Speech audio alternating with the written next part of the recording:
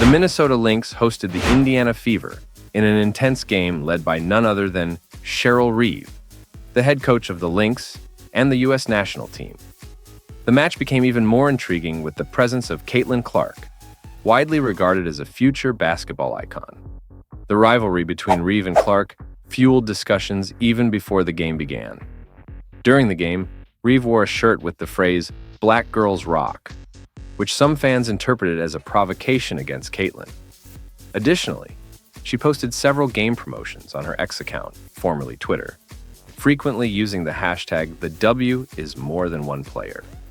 Many speculate that these comments were aimed at undermining Caitlin or downplaying her significance in basketball. It's no secret that Caitlin was left off the Team USA roster, and some suspect that Reeve played a pivotal role in this decision. For those unfamiliar with the situation, Cheryl Reeve is not just the coach of the Lynx, but also of the U.S. national team. The tension between her and Caitlin Clark is well known in basketball circles. Fans and analysts have speculated that Reeve doesn't hold Caitlin in high regard, despite her exceptional achievements at both the college and professional levels. Whether personal issues or tactical decisions drive Reeve's stance remains unclear. One thing is certain, though. Caitlin Clark is not easily intimidated. She has proven that she can not only excel on the court, but also remain mentally resilient. This game added another chapter to her growing legacy. The game began with high energy. Minnesota opened the scoring with an easy layup, capitalizing on a turnover by Caitlin. However, Aaliyah Boston, one of the Indiana Fever's stars, immediately responded with a precise shot under the basket. Caitlin started to make her presence felt by forcing her way into the paint and making a tough basket. However, the Lynx defense had a clear plan to contain her, holding her to just 2 points on 1 of 4 shooting in the first quarter. Although Caitlin was offensively limited, she showcased her playmaking skills by delivering impressive assists and setting up her teammates. The first quarter ended with the Fever narrowly leading 20-19. In the second quarter, the game shifted in favor of the Lynx, who drained several three-pointers in succession to build a small lead. Despite the Lynx's sharp shooting, the Fever stayed competitive thanks to their dominant front court. Aaliyah Boston and Melissa Smith controlled the boards and scored consistently in the paint. The Lynx adjusted their defense to focus on stopping the Fever's interior players. This shift gave Caitlin more room, which she immediately exploited with a step-back three-pointer. She followed up with a powerful drive to the basket, tying the game. By halftime, the score was tied at 48-48. While Caitlin continued to struggle offensively, Boston and Smith took charge, keeping the Fever in contention. The Lynx, however, responded with timely shots to maintain their slim lead. The Lynx's defense continued to pressure Caitlin, playing her physically and testing her composure. She endured tough defensive coverage, with some fouls going uncalled, leading to visible frustration. In one instance, Caitlin accidentally hit Cecilia Zandalicini in the face after Zandalicini grabbed her arm, resulting in a technical foul. By the end of the third quarter, Caitlin had only 7 points, and her frustration was evident. However, everything changed in the fourth quarter. Caitlin, who had been quiet for much of the game, found her rhythm and came alive.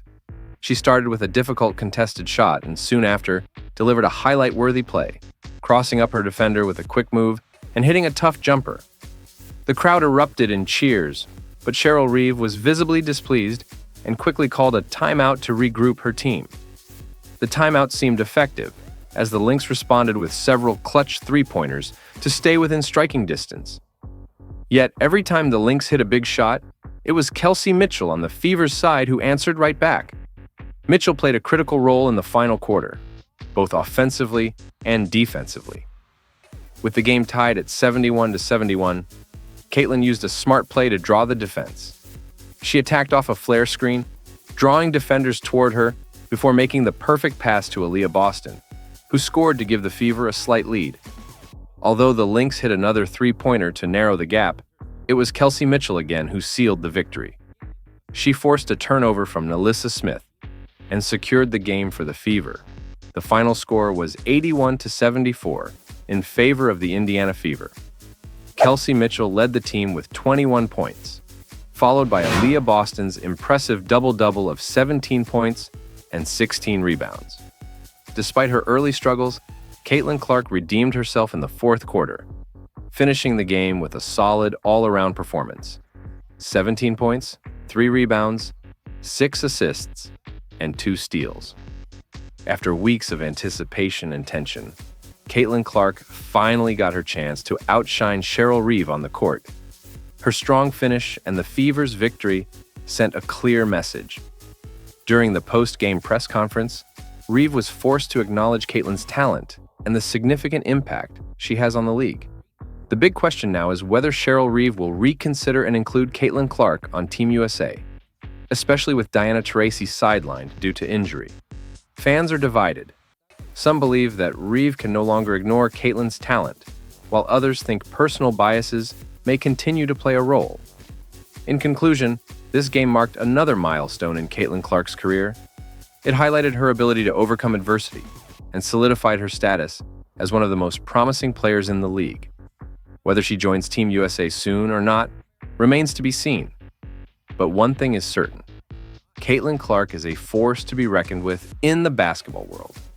If you enjoyed this recap, feel free to share your thoughts in the comments.